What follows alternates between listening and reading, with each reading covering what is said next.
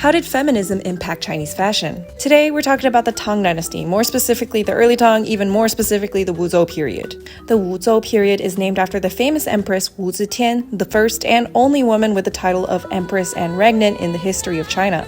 The Tang Dynasty as a whole is a famously liberal period known as the Golden Age of China, and the Wuzhou period and the empress were instrumental to this societal shift. Under her rule, women's standing began to rise rapidly. Empress Wu issues decrees to promote women's social position, education, rights, and more. Makeup, hair, and fashion all start to mirror this explosion of female empowerment, a big change from the previous light-handed and delicate makeup styles. Starting with blush, in the previous dynasty it was kind of dusted on, but now it is packed on. You could rouge your entire eye down to the jaw or just most of your cheek. Empress Wu was said to be a voluptuous woman, starting the trend of rounder bodies and faces being preferred. Thick and low blush helps this illusion of rounder features. Eyebrows are drawn on in a super thick, flared wing that almost reaches the hairline with the inner corners dragged down. Some women would even do a unibrow. Most mianye, aka dimple dots, are drawn on with black during this time. Red is still popular though. Now it's time for the fun part and the hardest part, the huadian, or the forehead flower. During this period, these flowers do a complete 180 from the dainty designs of the previous dynasty. They take on a wide, sprawling, blooming flower design. My favorite part about this era is how they mix yellow ochre into it for an ombre effect.